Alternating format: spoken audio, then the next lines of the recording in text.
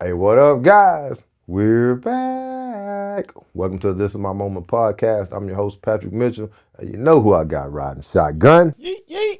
You know what's going on. It's your boy Money Mitch back with another episode. If you haven't already, smash that subscribe button, like, comment, keep up with everything that we got going on over here, man. We got a bunch of stuff coming up, bunch of stuff that you don't want to miss. So make sure you got all your notification bells on and everything so you get all the information when we put it out there for you. Let's go to work. There ain't no stopping it, this is my moment. Join the movement, we bringing people together, bringing positivity, making changes for the better. Today, man, I got some folks in the building with us, KT, that when I tell you I know a lot of people, and I've been a lot of places. You ain't lying. Been a lot of places. And it's funny how small this big world we live in is. Yeah. You know what I mean? And what I say, I'm going to tell you in a minute. Introduce yourself to the family. Hi, family. I'm Speedy and Felicia Escalante. I'm a port dog, retired Air Force. There it is. Retired 5 years now. Okay. I'm his sidekick. Been married 27 years.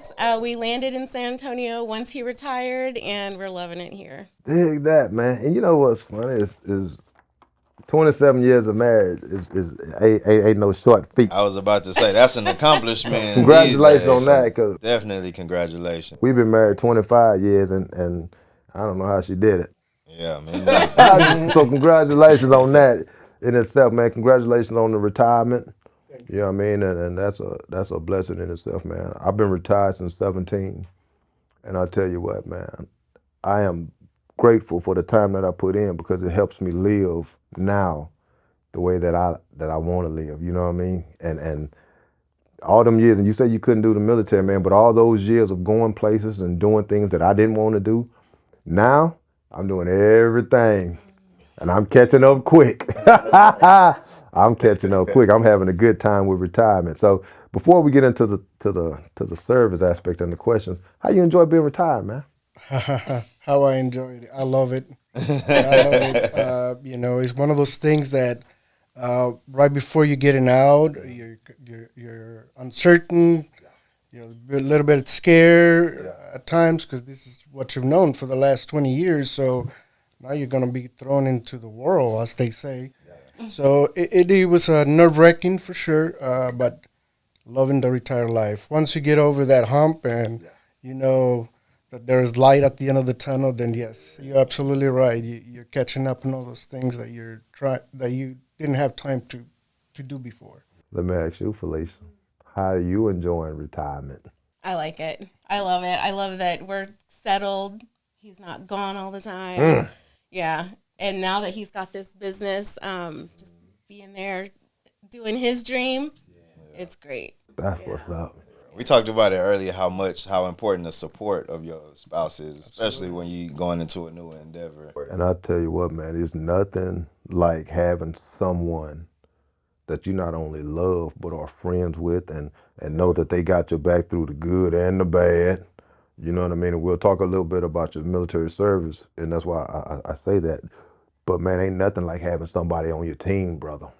And not just for you, but for her too, because one thing that a lot of people don't realize is that after 20 years, because we were married mill to mill, so my wife was military also, you have to kind of find your marriage again. You know what I mean? And what I mean by that is you're gone so much. We were married 19 years while we were in the military, 18 years when we was active duty, mill to mill. And out of those 18 years, we were only physically together 9 years. Wow. Deployments, TDYs, schooling, you know what I mean, PCS and all that stuff. So physically together only 9. 18 years, but we were only physically together 9. And when you retire, you don't have that moving and shaking no more. So you got to learn a person all over again, how to You gotta cohabitate get to and know them everything. again. You right. Yeah. And then when you become empty nesters, it's a whole different ballgame Yeah. because you're like, you're getting on my nerves. You ain't got nothing to do. Ain't nowhere to go. So we'll talk about that. I'm gonna come back to you. How have you felt like when he retired and he did the ceremony and they gave him all this stuff and you're sitting up there smiling?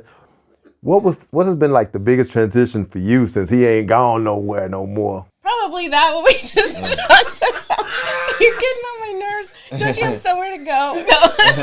I think the biggest transition for me, because we were overseas for 11 years total between Germany and England. Yeah. Not going anywhere. That's been my biggest, for me, transition of not being able to move like from place to place. I miss it a lot. And you know what? And I'm gonna get into the question, but I knew it when I seen that you were stationed over there. And guys, this is how small the world is. Their son and my son went to school together in Germany. In Germany, not here. True story. True story. Like we were literally at the same place at the same time. That's how big this small world is. As small this big world is, man. It's super crazy. But when we were over there, man, one of the things that we took advantage of was all of the trips. Oh, yeah. You can do, like KT, man, people spend quality money to go over there to Germany, to go to France and to Paris and to Amsterdam and to Vienna. Let me ask you this. Did you guys take advantage of like going to those places while y'all over there, man? Did y'all get out and see it a little bit? We did. I had a girlfriend that's Army that was at Wiesbaden, and one of her first pieces of advice when we got over there was don't wait for him. Because if you wait for him, active duty, you're never going to go anywhere. Yeah. But when he could go, we were gone at least once a month. Once or twice a month, we were gone to different country. It was fantastic. Yeah. Take advantage. We got to know the culture. Brother. The kids, I think the He's kids like, growing cheap. up overseas Most really important. opened them up. You know, opened up their, I guess, like their vision and not kind of be close. I think a lot of Americans are closed-minded. So it really opened them up to like, hey, I can do this, I can go there, and, you know, I can travel there, and I'm not scared to do it. Yeah. And I can talk to people, you know, so I think that was a huge benefit for us. And that's a good side, but the bad side about the military is also for us, we got to go places and we got to do things and we got to see things. And that's what this next question is, man. I was reading the stuff that you had sent to Ashley, Felicia, and it talks about you and your deployments and your PTSD, man, and all those things, man, that you received while you were in the service. And it's a real story because I'm dealing with it right now, brother. I'm still going to counseling for PTSD from things that I've seen in Afghanistan. Talk to me a little bit about what happened to you, man, and what you came back with throughout your service, man. What happened, man? Give me the PG version, brother. PG version. No, in all seriousness, you know, when you're in the service, man, you don't have time to think. Everything goes fast, right? So you're just going. You don't have time to think, concentrate. There's always something happening. So your mind is constantly occupied with work or mission or what have you. So you don't have time to sit down and think. Now, after you retire, now you have time to sit and think and wonder and, you know, ponder on what happened. And then things just start to go spiral downhill. For me, it was a little bit more of what happened with my accident. I had an accident while I was in Germany. I almost lost both legs. Oh, wow. So the transition was, for me, from active duty to retirement was not your normal transition as, you know, hey, I'm going to punch out in a year and I got time to prepare. None of that, right? This happened at my 18-year mark. My entire career in my life flashed in the matter of when the accident happened. So, you know, and from there it was just living day by day. Like, hey, I gotta get back to normal. So I was medevac over here. Oh, wow. Had to learn how to walk. Had to learn everything pretty much from scratch, right? So you mentioning having somebody that can be there for you, definitely my rock right here for sure. For sure. But yeah, it was hard. You know, I went to some really dark places. I mean, really dark places, especially with all the medication and drugs that they, you know, provide you for your comfort, right? Yeah. At the time, it is fine and dandy because you're not having any pain, but you build that addiction to it, and if you don't cut it yourself, I mean, I know why a lot of people can get down that road, right? And it's hard to get out, right? Easier than dig yourself out. Yeah, so, in a lot of people, it's a stigma, right? Like, oh man, you don't need hell? What are you going there for? Yeah. But hey, don't try to be a Superman. That's all I can tell anybody is don't try to be a Superman. Take care of number one. And you know what's funny, man, is and it's something that people really don't understand if you never had to deal with it. When I had came back from Afghanistan, right? Like they had just deployed my wife, so I didn't see my wife for a year. Mm. So from June of 9 to January or May of June of 10, because she had left, and then I had left and she had left, and I came back, man, and I was in IEDs. We got hit 4 times with IEDs on a convoy, and I got shot at, man. My roommate attempted suicide, man. I came back and I was mentally screwed. I was horrible, like and people don't understand that, like, I, as a person, was in a bad place. Like, not let alone my family. Like, I was no good to myself. You know what I mean? And what they tried to do back then is they give you some medicine. Like, they give you these pills to, it makes you a zombie. Like, it's antidepressant, anti-anxiety pills, and it gives it to you to knock the top off, but who it makes you as a person. And then I didn't have like the injuries, so I wasn't on like pain meds, but it was those anxiety pills and then mixing this pill with that pill, and then how I felt, and then not having a support system. You know what I'm saying? Even exacerbated the problem. You see what I'm saying? And what people don't understand is that your support system, to me, is 9/10 of everything that it takes for you to get better. Because the pressure that you putting on that young lady is a pressure that you shouldn't put on your spouse. And I'm gonna tell you that because I did it to Heather. How did you take what he was doing not personal? You know what I mean? Because it's very easy to be like, you know what, screw you, I'm out of here. I don't have to deal with this. How did you deal with what he was going through? Yeah, it was hard. It was real hard because I didn't know that level of pain he was in, right, in the hospital. So he had multiple surgeries in Launchstool. We got to Walter Reed. He didn't have any surgeries there, but there was that transition between Walter Reed and San Antonio at the CFI. He had surgeries here. And it was hard for me personally to not take it personal. I had to internalize a lot, and it felt very hard not to have that output to speak, to be able to like talk to someone about it. Yeah. I mean, but I knew in the back of my mind, like, it's not his fault. It's not his fault. Like, he's going through a lot. I can't add what I'm feeling on top of what he's going through because that's just going to make him worse. That's what I thought. Yeah. Yeah, it was very, very hard. Oh yeah, I believe it. Yeah, it was real hard. And then once we got to San Antonio and he got stabilized, needed to learn how to walk again, all the like I was going to all his appointments with him, and it was just like every single appointment, oh, you're going to take this drug. Oh, you're going to take this drug. Oh, you're going to take this drug. And I was just like, this is a lot. And I saw that change in him. He became like a zombie. He didn't want to do nothing. He was down. He cried, which he never does. Yeah.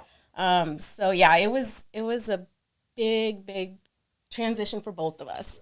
Yeah. Shout out to you, man, for being there. Because I'm gonna tell you what, and then we're gonna continue the thing, man. But I'm an advocate of military spouses, and what I mean by that is a lot of people don't understand. If you don't, if you were meal to meal, if you were a meal and then had a civilian spouse, you don't understand how the spouse is just as much a part The military. as you are, as the military member. You know what I mean? And a lot of people take that into, oh, all you had to do was just be there. Like, no, man. Like, them nights he got that phone call to go in because somebody messed up. Guess who had to take care of the house? It don't matter what you had going on. When the military called, somebody had to pick it up. And I think a lot of times people don't understand that. You know what I mean? To where you might not see your husband, your wife, 6-7 months. 6-7 months without the person that you supposed to be like in love with, your best friend, and they gone doing who knows what because they can't tell you. You know what I mean? Like, Yeah. I'll call you. I Skype, because we had Skype back then, bro. I'll Skype you, right? But I can't tell you what I'm doing. So now they're worried, on top of taking care of the kids, on top of taking care of the house, on top of taking care of all the bills. So I really respect the fact that the military spouses, man, are just as much a part of the military as we were. You know what I mean? So shout out, man, and man, just Super congrats. kudos, for Man, real. for real. But then I was reading what you had wrote. You said that you guys had purchased a company, patches for porters from your friend, and it's been a godsend. Talk to me about patches for porters and what it is, because a lot of people don't think what a port dog is. So give me a little bit on it. All right, so port dogs, we are air transportation, specialty fuel in the Air Force, MOS for those in the Army and the other services. So basically, what we do is load, unload aircraft with passengers, cargo, any hazardous cargo, any munitions, any bombs, anything that you see being moved from point A to point B. We load and unload from the aircraft, That is. pretty much. That's to include presidential support. So it's very wide aspects of the different career field aspects of the job that you can do within the career field. Yeah. I was down in Germany when my accident happened, taking care of some of those missions that we were taking care of there. So yeah, patches for porters. When we came over to here in San Antonio, sitting in bed, drugged up, going through Facebook, Yeah. couldn't move, couldn't do anything. So I saw a friend of mine, also a porter dog. He was becoming an officer. Yeah. So he was like, "Hey, I won't be having the time to proceed with this business." Yeah. So he put it out there for anybody to purchase the business. I was bored out of my mind. I needed something to do. Like, sounds like a good idea, right? Mm-hmm. So I talked to him and I said, "Hey, man, look, this is where I'm at. I think it will help me with what where I'm going through. Yeah. I would like to purchase it from you." So we came into an agreement, purchased the business, what little bit inventory he had, Yeah. A website, a Facebook group, and all the followers that came with it. This is in 2018. I didn't do anything with the business for like 6 months because, I'm still like going to appointments and half drug, half awake, half zombie, half not zombie. So just kind of sit in the back of the burner for a little bit. Once I started getting better and recuperating, I started investing the time into learning how to do a website, how to put the inventory, how to start, selling this stuff. Yeah. Never done it in my life. And then slowly just people started asking for different items, right? So patches is what we started with, a patch. We had 4 different patches, PVC patch, morale patches. Yeah. Yeah. So for you guys that don't know, and for you too, man. So when you about to ask what the patches, what kind of are these, like Nicorette patches? What type of patches are we talking about? Explain to the people, man, like I know what it is. I got some in the room. But explain to the people what a military patch is. Like, what is it? Damn, they're going to put me on the spot like that? This on the spot, you're in trouble because I got a couple more good ones. No, so a military patch is basically the insignia for any squadron or any organization within the military, whether it's higher headquarters all the way down to a unit. And it identifies, like what they have on the uniform. Yep, there you go. Yes. What you see in the uniform. But can you just get, let's say if I just want a patch, like I could just buy a patch? Anybody can buy a patch. Yeah. Why would you do that though? You got collectors, Yeah. I guess it's like buying a football I don't play exactly what it's gonna use as. Yeah. Okay. Yeah. That makes sense. Yeah, and what I recognized when I was on the site, man, I was just on there a couple of days ago, is that you're customizing patches. So a lot of the military patches, they're across the board. Like it has to be this way, it has to be these letters, it has to be this size, it has to be this font. But if I'm not wrong, and I don't think I am, you're making custom ones to where you can like create your own. Like if you wanted to do a Brothers Transport patch. Oh. You see what I'm saying? Like you can call them, set it up. Nice. Yeah. So Okay. you can have your own joint. Yeah. When you're wearing your little military outfit with your green shoes. There you go. Now you got or you Like put it on jean your head. jackets and stuff. Yeah. Okay. So am I right on that? Absolutely, brother. Oh, yeah. Okay. Yeah. Now we cooking with grease. It started with that, and as you mentioned, we could do customized to whatever the unit wants, or we also do in accordance with the Institute of Hereditary, which they provide all the specs. It has to be this width, that length, that thickness, this color. Yeah. I mean, to the T, right? So we could do it both ways. That's what's up, man. So it started, as I mentioned, it started with that, and then a flag, and then sitting on the couch one day, still half patient, half, working. And I was watching this YouTube video, man, and this guy was making a T-shirt. Yeah. And I was like, T-shirt. I wonder what it takes to make one. Yeah. And just watch video over video over video, and I can do that. Let me buy a machine. You think you can do it. You gotta do it. Until you gotta do it. Yeah. It's a lot of, it's easy, like I'm sure we all seen it on TikTok. You know, you see the TikTok shops, or you seen the quick reels, and everybody's doing this and everybody's doing that, and it looks easy. Yeah, it looks very easy until you got to do it, and it's like, damn, I got to calibrate what? What are you talking about? And you got to, what program you? No, it's not it's nothing is press a button and it's done, right? Yeah. I mean, you guys cameras here.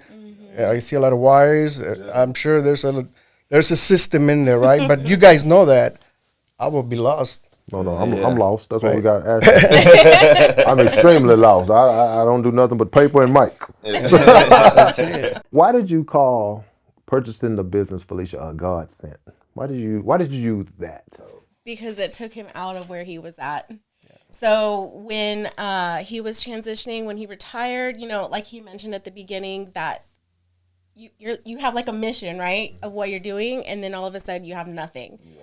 He didn't have a job. Nothing to channel that energy. Yeah, and so it was like, I remember the first, I don't know, maybe 2-3 months of post-retirement, it was a lot of sitting on, this was after he could walk again and he was good and mobile.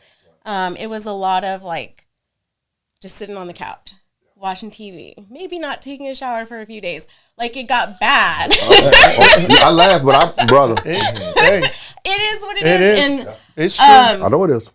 he got a contracting position over at Kelly, started working, but his heart was in the business because it had started to like snowball for him. We were working in the same building. I was working there too. And one day he was like, you know what? I think I want to quit my job. And I'm like, what? But he had the income to support it. Like he was working his 8 to 5, 8 to 4, coming home, and then he would still be in his business uniform, cranking out items for customers. And then that's when I was like, okay, if you really think that you can make this work, do it. And he just took off after that. So I saw it bring new light to him. Yeah. For sure, like 100, 1,000%, it brought him Like back. rejuvenated him. Yeah. And then I think I think like having that connection still with his military friends and community, that is what really brought him back. So he still was able to do that. And yeah, it was fantastic. So that's why I call it a godsend, because if we didn't have that, I don't know what the route would have been. I 100% agree. Just to add to that, you mentioned something about, when the transition happened or whatever. Yeah, of course, you're trying to fit into the civilian world. I got a contracting job, great gig, easy money, easy job. The contract was up for revision, so that kind of pushed me to, make the decision. Like, hey, I'm going to be coming up. And I was like, oh, let me wait for that Christmas bonus, right? Yeah. And then she was like, well, why wait? And we're talking November, right? And I was like, you know what? Screw the bonus. Yeah. We'll make it somewhere else, later down the road. And, sometimes you just got to go with the gut feeling and go. Step out on faith. That's it. And it's been a godsend. And I tell you what, man, we talk about it all the time, betting on yourself. Yeah. Yes. You know what I mean? And we bet on ourselves all the time, and we're entrepreneurs by heart and by trade. We love it, and we understand that sometimes entrepreneur is paid for by your 9 to 5. You know what I mean? Because my wife, she goes to work. She works at Randolph. So she goes to work every day, and she loves it. Like, she's good at what she does, but she doesn't have that entrepreneur spirit. But she supports me in my hustle, in my grind. You know what I mean? That's the same thing over here for KT. And people don't understand that, and we talked about this earlier today, about how support has the ability to make you do great things. Just having someone there that sees your vision, and you say, well, you know what? Because a lot of times people wouldn't have passed up on that bonus, especially if it was a good sized bonus. Like, you know what, I'm gonna wait till December. Let me get that bread. But then you miss out on that opportunity, or you just going there and your heart ain't in it no more. You just going because Showing you want up. to keep. Oh, babe, I want to go on a vacation. Okay, I just keep going, but my heart ain't there. My heart is over here, and I'm making less money. But this ain't work. I like Passion. this. That's I done always did what 20 he years of said. something I ain't want to do. Now I may make half of what I'm making here. But you know what? This ain't work. I'm And learning this stuff. it's peace of mind, brother. Brother, peace is something. Peace is Peace of something. mind. Peace of mind. Peace is something. What has been the best part about figuring out where you are in life, what you needed to be successful and to get over that dark hump? What has been like your lesson in all this, man? There's been a lot of small pieces, like crumble beds that you leave on the trail, and I've been kind of grabbing them as I go, right? I think the biggest one started when I was like really down in those deep, dark moments, and I recognized myself, right? And you're like, hey, this is not me. Self-evaluation. Hey, F this. I don't want to be there. I don't want to be like this. Yeah. And when I talked to my other doctors, I had a great doctor that, provided me some medication that I basically did a ketamine infusion for 5 days, man. It kind of reset your entire nervous system. I was able to walk with no cane, no pain, medications within 30 minutes. Oh, man. That stuff been in me, man. So after that, the best trip of my life. I'm not gonna lie. It was a hallucination. we were at I thought he went somewhere. We were at Best trip of my life. Yeah, we were at BAMC when they did the ketamine infusion, and he started asking all these questions, and I'm like, "What? What are you talking about?" He was wasn't there. hallucinating, but they tripping had balls. warned us. They told him that this was gonna happen. It wasn't like to the extreme as they mentioned, but it was funny more than anything. Yeah. That is crazy. So yeah, that's the turning point, I think, for me more than anything. And then just as you went along, once you find the peace that you're seeking that you didn't have before, now you're more calm. You make decisions with better head. So it gives you that. Clarity. The clarity to continue make those successful decisions, man. Right. And you know what, man? This is crazy because I always like, Self-awareness. man, you got to be. You got to be. Super man. important. You got to be, brother. And I'll tell you what, man, self-awareness sounds easy till you really realize that conversation is probably the most difficult conversation that you're going to have. And I've had tough conversations with my wife, right? But I've never had a conversation harder than with myself. Oh yeah. And it's rough. And then you realize, but once you realize that you have to have it, you can push. Yeah. You know what I mean? We chalks up now, we rolling. You know what I mean? Here's the thing though. As deep as it was, and I like it because this is stuff that people don't hear. You don't hear this stuff. I loved it, but I like to have fun too, KT. You know that. At the end of every show, we play this little game. It's called Pick One. I'm gonna give you two choices. You in it too, so we're gonna see what's shake. Right? Retired or active duty? Where you at? Right now? You got to pick. No, I know where you at now. Which one do you Which one do prefer? you prefer? Retired or active duty? Retire. I agree. One place that you've been to, out of all the places you got to visit, you can only go to one place and keep one place. What are you keeping? Germany. I can see that. Yeah. One patch that you created. All the other ones got to go in the garbage. You can only keep one patch, one flag, one shirt. What you keeping? Poor duck flag. Oh, well, Felicia, last one. I give you the phrase, "This is my moment." What's the first thing comes to your mind? We made it. Yeah, I like that. Solid. Man, you guys are awesome. Mr. Speedy, if you want to let the people know where they can get to your patches. Yep, anybody can come and check out our store at patchesforporters.com. That is PATCHESFOR Porters.com. Nice. That is, man. Thank you guys so much for coming out, man, and thank you for sharing your story, man, and thank you for enlightening us. And I'm actually gonna reach out because I want to get a patch done. This is my moment patch. Oh, yeah. Yeah, I want one. And I Cool. started following you on your social media and things like that, so I know where to find you. So thank you guys, and hang on for me. I'm gonna close the show. We'll get right back at it because I had a couple off camera questions. Okay. Absolutely. Hey guys, here's the deal, man. Support, and don't underestimate that sometimes the support needs support. True story. When you look at it, it's not just about you. Sometimes the people that support you also need support. So make sure that you take that in mind, man, and care for the people that care for you. And at the end of the day, KT, what we gonna do? Go get it! Join the movement, we bringing people together, bringing positivity, making changes for the better. Cause it's all about growth, all about success. We wanna see you rise, wanna see you at your best. Hey, keep it rolling, we gotta